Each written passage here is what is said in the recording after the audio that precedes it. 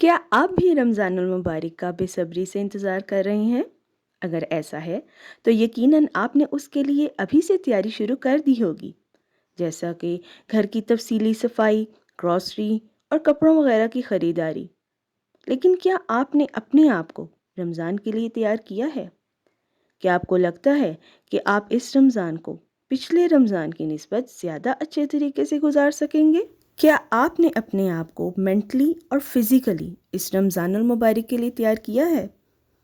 اگر آپ نے ایسی کوئی تیاری نہیں کی تو چلیے آپ کے ساتھ میں شیئر کرتی ہوں کچھ ایسی ٹپس جس سے آپ اس رمضان المبارک کو زیادہ اچھے طریقے سے عبادت میں گزار سکیں گے۔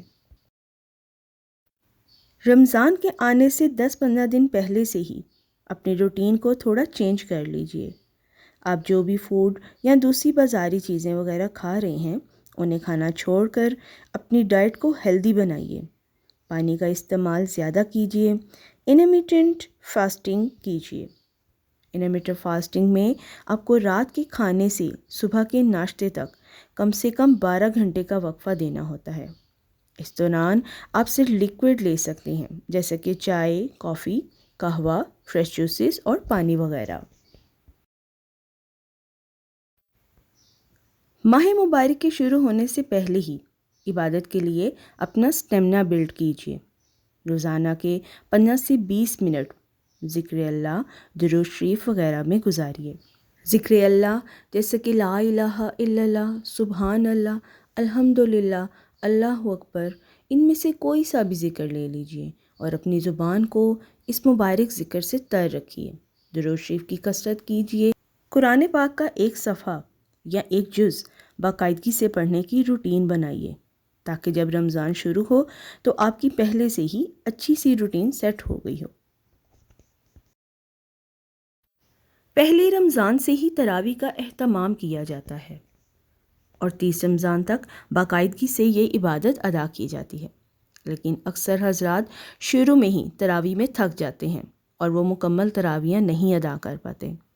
اس کے لیے یہ ایک ٹپ دیتی ہوں کہ آپ عشاء کی نماز کا قیام لمبا کر دیجیے۔ اگر آپ عشاء کے نوافل وغیرہ نہیں پڑھتے تو ان کو بھی باقاعدگی سے ادا کرنا شروع کر دیں۔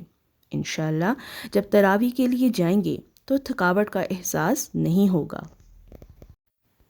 رمضان المبارک میں ایک بہت ہی پیاری عبادت ہماری روٹین میں شامل ہو جاتی ہے اور وہ ہے تہجد۔ کچھ لوگ ساری رات جاگنے کی وجہ سے رمضان المبارک میں بھی اس عبادت سے محروم رہ جاتے ہیں۔ یاد رہے کہ عشاء کے بعد سو کر اٹھنے پر ہی آپ تہجد کی نماز ادا کر سکتے ہیں، خواہ آپ چند لمحوں کے لیے ہی کیوں نہ سوئیں۔ اس لیے عشاء کی نماز پڑھتے ہی سو جائیے، بھرپور نیند لیجیے اور پھر اٹھ کر تہجد کی نماز ادا کیجیے۔ اس وقت ڈھیروں اور لمبی دعائیں مانگیے، اپنے دل کی صفائی کیجیے، اپنے گناہوں کی بخشش مانگیے اور اپنے آنسوؤں سے اپنے رب کو راضی کیجیے۔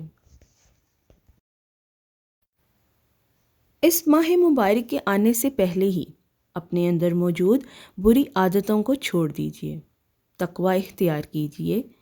جھوٹ، گالیاں دینا، گندی باتیں کرنا، لوگوں کو تنگ کرنا، غیبت اور چغلی کرنا، ان عادتوں کو ترک کرنے کی کوشش کیجیے۔ اس کے ساتھ ساتھ آپ کے ہاتھ میں موجود اس فتنے سے بھی بچنے کی بھرپور کوشش کیجیے۔ جی ہاں، اپنے موبائل کا استعمال کم سے کم کر دیجیے۔ موویز، ڈراماز دیکھنے کی عادت کو کم کیجیے اور رمضان کی تیاری کے حوالے سے اسلامی کتب کا مطالعہ کیجیے تاکہ یہ رمضان ہماری غفلتوں کی نظر نہ ہو جائے۔ آئیے دعا کرتے ہیں کہ اللہ پاک ہم تمام مسلمانوں کو اس رمضان المبارک ڈھیروں ڈھیر عبادت کرنے کی توفیق عطا فرمائے اور اس ماہ مبارک کے صدقے ہماری بخشش فرما دے اور ہمارے دلوں میں اللہ پاک اپنی اور اپنے نبی رحمت حضرت مصطفیٰ صلی اللہ علیہ وآلہ وسلم کی محبت پیدا فرما دے۔